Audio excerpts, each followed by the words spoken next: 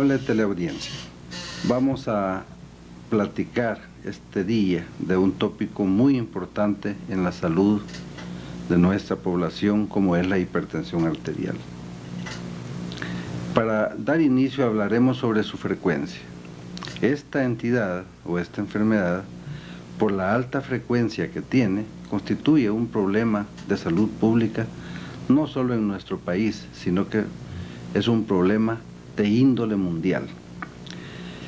Desafortunadamente no tenemos un mapa epidemiológico de la hipertensión en el país, pero sí podemos dar algunos datos sobre su frecuencia que son muy importantes, al menos en el área metropolitana. Dos estudios llevados a cabo en nuestra ciudad capital por la doctora Alicia Rivera de Cepeda, jefe del Servicio de Cardiología del Hospital del Instituto del Seguro Social, encontró que la prevalencia era aproximadamente del 12%. Esta es una cifra que en dos estudios se repitió y que creemos que es valedera para el área metropolitana de El Salvador. Sin embargo, desconocemos la frecuencia que pueda tener en las áreas rurales. Sin embargo, si tomamos en cuenta que el 12% de la población adulta, y decimos que es adulta cuando es de 18 años en adelante, padece este flagelo, podemos ver la importancia que tiene sobre la salud del país. No tiene predilección por ningún sexo ni raza, aunque en algunos países se ha encontrado, para el caso de los Estados Unidos, que la población negra tiene una prevalencia mayor, se cree que son factores puramente ambientales los que modifican esta estadística. La causa en la que llamamos hipertensión arterial primaria o esencial se desconoce. No sabemos exactamente la causa. Esta hipertensión primaria o esencial constituye la inmensa mayoría de los casos de hipertensión arterial, 95% aproximadamente. En un 5% sí se encuentra una causa. En la mayoría de los casos el problema está en el riñón. Cuando diagnosticamos la hipertensión arterial, inmediatamente tenemos que hacer una clasificación de esta enfermedad. Y la primera clasificación que hacemos es precisamente lo que hemos mencionado, causa. Si no encontramos una causa demostrable con los métodos modernos de laboratorio, que en el país ya los tenemos, que en nuestros laboratorios, en nuestros hospitales existen los recursos para diagnosticarla, veremos que 95% son primarias y 5% obedecen a una causa secundaria. La segunda clasificación que hacemos depende de las cifras de presión arterial, y así llamamos hipertensión arterial primaria leve aquella cuyas cifras son relativamente bajas, y ponemos un número que es el que ha tomado la Organización Mundial de la Salud como número base, que es un número arbitrario pero que sí funciona, que es de 110 milímetros de presión diastólica. De 110 hacia abajo la consideramos leve. De 110, 111 a 115 la llamamos moderada, y de 115 en adelante severa. Esta clasificación es importante porque la forma como nosotros vamos a tratar al paciente, el grado de agresividad que vamos a tener en su manejo, tiene que ver mucho con el grado, con la severidad que esta hipertensión tiene. Y una tercera clasificación que es muy importante, sobre todo en el área de salud pública, la usamos muchos en las instituciones hospitalarias, es la clasificación de la Organización Mundial de la Salud. La Organización Mundial de la Salud la clasifica en tres grandes grupos que nosotros llamamos OMS 1, OMS 2 y OMS 3. OMS 1 es aquella hipertensión arterial que no ha causado ningún daño aparente en lo que llamamos órgano blanco, es decir, los órganos que directamente sufren el daño de la hipertensión arterial, como es cerebro y ojos, como es corazón, como son los riñones y como son los vasos sanguíneos. La OMS tipo 1, pues, es una hipertensión en que no detectamos ningún daño de órgano blanco. La OMS 2 ya es un grado más avanzado. El paciente usualmente no muestra disfunción o enfermedad del órgano blanco, pero con el electrocardiograma, con la radiografía del tórax, con el ecocardiograma, la dosificación de creatinina en suero, es decir, una serie de exámenes que nosotros indicamos al paciente hipertenso, podemos encontrar que ese órgano ha sido dañado. Y finalmente tenemos la OMS 3, que es el estado más avanzado, cuando nosotros ya tenemos no solo el daño evidente por los medios usuales de gabinete o de laboratorio, sino que tenemos que hay una disfunción. Son pacientes que pueden tener problemas cerebrales, manifestaciones de un derrame cerebral, un infarto del miocardio, insuficiencia cardíaca, daño severo en el riñón. Es decir, este es un estado más avanzado. Esta clasificación es muy útil y es una clasificación que usamos en uno de nuestros hospitales como el Seguro Social porque establece un pronóstico excelente para la OMS 1, ya el pronóstico un poquito menos, diría yo, benévolo, si pudiéramos llamarlo así, o benigno, en la hipertensión OMS 2 y severamente maligno, de muy mal pronóstico en la hipertensión OMS 3. Nuestra lucha es precisamente tratar de encontrar a los pacientes en la etapa 1, cuando todos los beneficios de la terapéutica moderna pueden cambiar la evolución de este paciente. En cuanto al cuadro clínico, desafortunadamente la hipertensión arterial es asintomática. Tan es así que en la literatura americana se le llama el asesino silencioso. Es increíble y nosotros los cardiólogos o los internistas que trabajamos en esta área nos sorprendemos cómo pacientes con hipertensiones tremendamente severas son completamente asintomáticos. Cuando tienen síntomas es una ventaja porque podemos detectar a los pacientes tempranamente. Los síntomas, sin embargo, rara vez en el inicio son muy llamativos. Podemos enumerarlos. Dolor de cabeza, sobre todo en la parte posterior de la cabeza, usualmente muy temprano de la mañana y que a lo largo del día desaparece, a veces mareos, más rara vez palpitaciones, es decir, manifestaciones que no llaman mucho la atención. Desafortunadamente, en un número muy grande de pacientes, la hipertensión se detecta hasta que ha hecho una complicación. El paciente ha hecho una hemorragia cerebral, ha hecho un infarto del miocardio o nos llega con uremia, es decir, una insuficiencia de la función del riñón crónico. Si esto es así, ¿cómo es que nosotros detectamos hipertensión? Es muy interesante que es extraordinariamente raro que el hipertenso llegue en busca de asesoría médica o de consulta con un médico. Son hipertensiones que muy frecuentemente se descubren accidentalmente. Nosotros vemos mucho paciente hipertenso, por ejemplo, detectados por las compañías de seguros.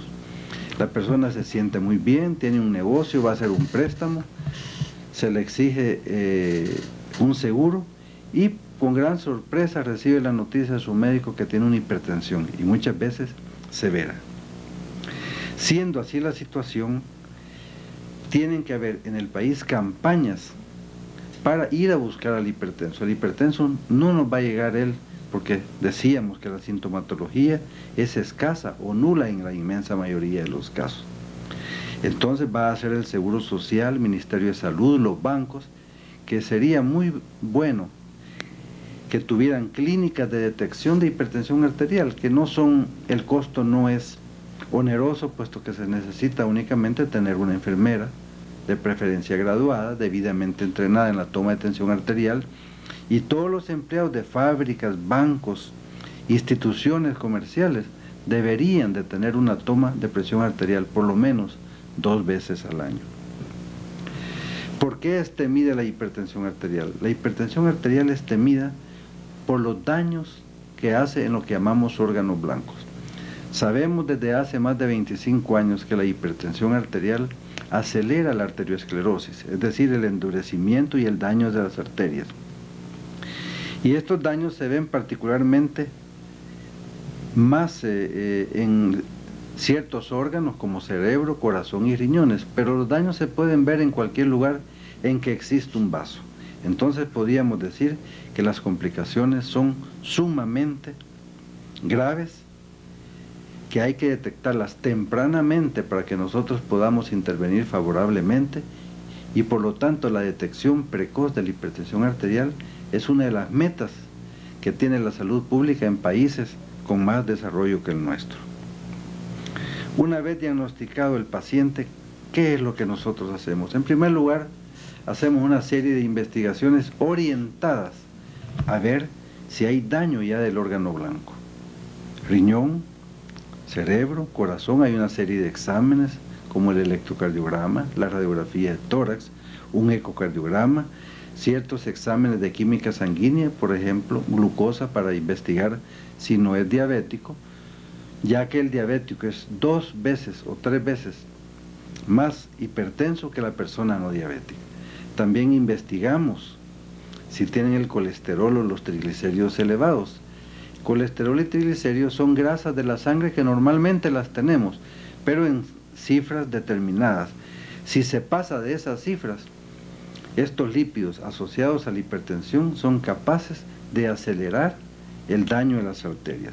Lo mismo ciertas sustancias normales en la sangre, como el ácido úrico, que con alguna frecuencia se encuentra elevado en la hipertensión arterial y que también es un factor coadyuvante a acelerar el daño arterial.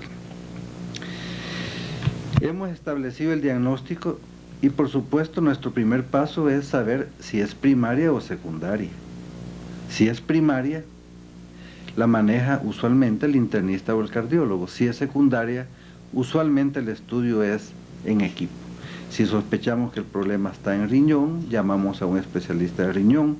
Si sospechamos que el problema está en una glándula del sistema endocrino, hacemos la interconsulta con un endocrinólogo. Es decir, podríamos decir, un abordaje multidisciplinario. Siguiente paso, ¿qué tan severa es? Si la hipertensión es leve, el tratamiento va a ser con medicamentos de poca acción, diuréticos, ciertos medicamentos de acción suave. Si es moderada, el tratamiento va a ser más enérgico, y si es severa, va a ser un tratamiento sumamente agresivo. Uno de los aspectos más importantes en la hipertensión es que, siendo una enfermedad genética, es una enfermedad hereditaria, los factores más importantes son los factores ambientales. Así se ha visto, por ejemplo, en tribus del Brasil, donde esta gente tiene ciertas peculiaridades en su estilo de vida, que se las voy a enumerar. No comen sal, y no comen sal porque no conocen la sal, es decir, todos sus alimentos son exentos de sodio. Muy abundantes en frutas tropicales que tienen potasio, que cada vez la ciencia médica va realizando que tiene un efecto beneficioso para bajar la presión arterial. No existe la obesidad en esos grupos étnicos. Caminan un promedio de 5 a 10 kilómetros al día. Las bebidas alcohólicas, que se ha demostrado que tienen que ver mucho como un factor desencadenante de una hipertensión, no las conocen. El tabaco tampoco lo conocen, y su esquema de vida es sumamente simple. Se levantan con el sol y se acuestan con el sol, es decir, en la mañana nomás aparecen los primeros rayos de sol, ellos inician su labor y se acuestan cuando el sol se oculta. Es decir, es un esquema de vida completamente diferente de lo que llamamos el sistema de vida occidental. ¿Y qué tiene que ver esto con hipertensión arterial? Pues en estas tribus en que se han estudiado más de 10.000 indígenas, no se encontró un tan solo caso de hipertensión. Algunos investigadores en esta área decían, probablemente estos indígenas genéticamente no padecen hipertensión. Sin embargo, cuando estos indígenas se movían en Brasil a las grandes urbes como San Pablo, como Río de Janeiro, como Brasilia, Porto Alegre, estos desarrollaban hipertensión más o menos con la misma prevalencia de la persona que vivía en esas ciudades. Entonces esto demostraba que no es que genéticamente no tuvieran la posibilidad de desarrollar hipertensión, sino que el medio ambiente jugaba un papel muy importante. Y esos conocimientos han hecho que en el manejo del hipertenso le demos mucha mayor importancia, pero mucha mayor importancia al manejo que llamamos no farmacológicos, es decir, no con fármacos o medicinas. ¿Y cuáles son esas indicaciones? Y que toda la población, aunque no tenga hipertensión, las debería de seguir, porque muchas veces no sabemos que tenemos un patrón genético.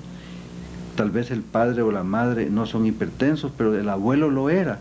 Y si nosotros nos acordamos que hace 50 años nadie se tomaba la presión. Entonces muchas veces la referencia inmediata que tenemos es de padre y madre, y la herencia puede venir de un ancestro más lejano. ¿Qué recomendaciones vamos a hacer? La primera, restringir la sal. La sal definitivamente tiene que ver mucho con la hipertensión arterial. Los estudios que han hecho universidades americanas en diversos países del mundo han encontrado una relación muy cercana entre la ingesta de sal y la hipertensión arterial. Naciones que se consume poca sal, poca hipertensión. Lugares donde no se consume sal, prácticamente no hay hipertensión. Y lugares que consumen cantidades enormes de sal, por ejemplo en el norte de Japón, ellos tienen una prevalencia de hipertensión cercana al 40%. Casi la mitad de su población adulta es hipertensa. Entonces, esa es una primera indicación, evitar la sal. Pero no solo la sal que tomamos del salero y la ponemos en la comida. Hay alimentos que tienen cantidades muy altas de sodio. Queso seco, el llamado queso duro blandito.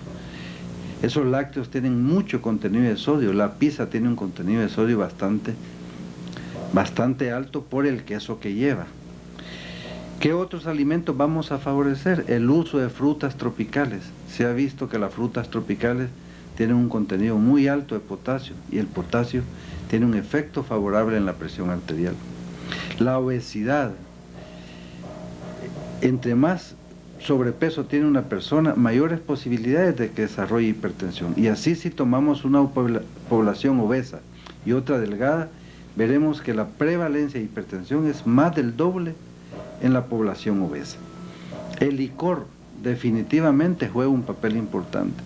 Las personas que consumen más de 2 onzas de licor al día tienen mayor riesgo de desarrollar hipertensión arterial. El tabaco. Aunque la relación que hay entre tabaco e hipertensión arterial no se ha aclarado, definitivamente el tabaco tiene un efecto deleterio, un efecto nocivo, ya que sabemos que el hipertenso tiene tendencia a desarrollar arteriosclerosis, y el tabaco es un factor de riesgo también que predispone a la arteriosclerosis. Entonces tenemos que tratar de evitar al máximo el tabaco. ¿Qué otras medidas? Las grasas. Se ha visto que hay una relación bastante cercana entre los niveles de colesterol y triglicéridos en la sangre e hipertensión arterial. Entonces yo le diría a nuestros amigos televidentes que nos escuchan que traten de evitar al máximo las grasas animales. Todos los derivados de carne de cerdo, evitarlos en lo posible. Y sí, incrementar la ingesta de carne, pero de aves y de pescado. Cuando es de aves, tener el cuidado de quitarles la piel, ya que la piel tiene un contenido de grasa sumamente alto. Si van a utilizar, van a freír sus alimentos, van a utilizar aceites, hay un grupo de aceites que se le llama de ácidos grasos poliinsaturados. Tenemos el aceite de maíz, el aceite de girasol, hay varias marcas comerciales. Es un aceite un poco más caro, pero los beneficios que obtenemos son tremendamente grandes, pues es el tipo de grasa que no dañan las arterias del corazón, del cerebro, de los riñones. ¿Qué otra medida vamos a recomendar? El ejercicio físico. No hay medicamento mejor para el hipertenso que el ejercicio físico, y es un ejercicio sencillo, simplemente caminar. Ese es quizás el ejercicio que tenemos más fácil, tenemos más a nuestro alcance, ya que la natación y el ciclismo son más difíciles. Una caminata de 1 hora diaria, a paso lento al comienzo y acelerarlo al principio sin necesidad de correr, es un tratamiento excelente. Se ha visto que entre las personas sedentarias la hipertensión tiene una prevalencia mayor que entre las personas que hacen ejercicio físico regularmente. Yo ese es el consejo que les daría. Y la otra sugerencia es que todos los que me están escuchando visiten a su médico familiar. No es necesario que vayan donde un internar hipertensión. Y la mayoría de las hipertensiones, sobre todo al comienzo, pueden ser manejadas por el médico general o por el internista. Yo les diría que la hipertensión complicada es la que ya vemos los especialistas, los cardiólogos, los nefrólogos, o si hay complicaciones del cerebro, los neurólogos, y que muchas veces la manejamos en equipo. Si usted mantiene su peso, estimado televidente, si usted hace ejercicio regularmente, si evita el fumado, si toma el alcohol en cantidades mínimas, no más de 2 onzas al día, si evita las grasas animales en sus alimentos, yo le garantizo que la posibilidad de que desarrolle hipertensión arterial va a ser mucho, pero mucho menor que una población que contravenga estos principios higiénico-dietéticos que yo le acabo de enumerar. Muchas gracias.